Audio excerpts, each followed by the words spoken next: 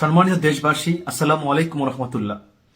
আপনারা প্রত্যেকেই বিগত ১.৫ বছরের জীবনের কঠিন বাস্তবতা দিয়ে প্রতিনিয়ত উপলব্ধি করেছেন বর্তমানে এই অবৈধ সরকার ও তাদের মততন্ত্রের দোসররা কিভাবে মানুষের শান্তি, জননিরাপত্তা, আইন শৃঙ্খলা, বিচার বিভাগ, অর্থনীতি, কর্মক্ষেত্র, মুক্তিযুদ্ধের চেতনা থেকে শুরু করে প্রতিটা সেক্টরকে একে একে ধ্বংস করার ষড়যন্ত্রে লিপ্ত।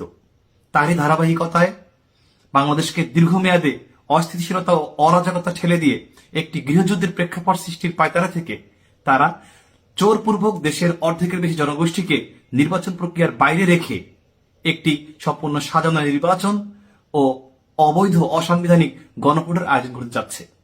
এই অবৈধ কর্মকাণ্ডের মাধ্যমে মূলত তারা একটি দেশবিরোধী মৌলবাদী গোষ্ঠীর হাতে ক্ষমতা হস্তান্তর করে তাদের অতীত অপকর্মের দায়মুক্তি পেতে ও তাদের যে অবৈধ ক্ষমতাকে প্রলম্বিত করতে চাচ্ছে।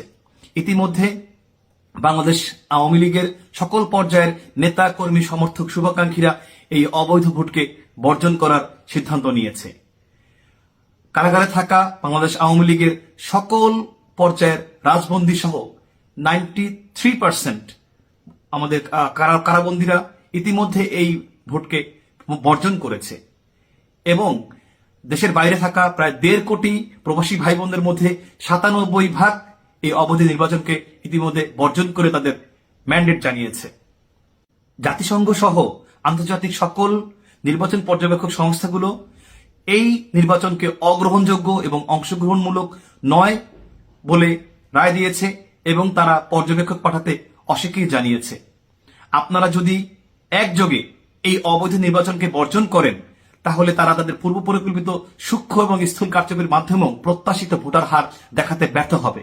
ফলে অচিরেই দেশের অভ্যন্তরে এবং বাহিরের ক্রমাগত চাপে এই দেশে সকল দলমতকে নিয়ে সকলের ম্যান্ডেটকে নিশ্চিত করে একটি নির্দলীয় তত্ত্বাবধায়ক সরকারের অধীনে পুনরায় জাতীয় নির্বাচন অনুষ্ঠিত হওয়ার পথ সুগম হবে।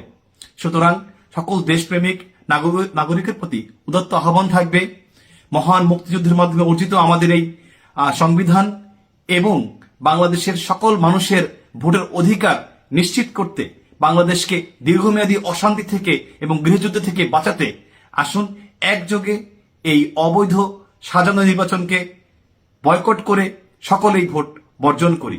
সবাইকে ধন্যবাদ। আসসালামু আলাইকুম। জয় বাংলা, জয় বঙ্গবন্ধু।